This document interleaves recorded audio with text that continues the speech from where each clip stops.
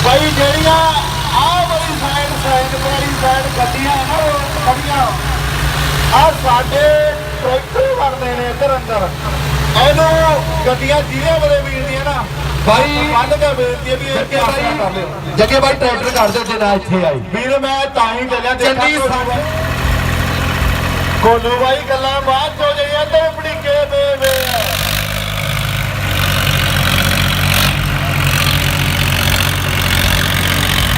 वाह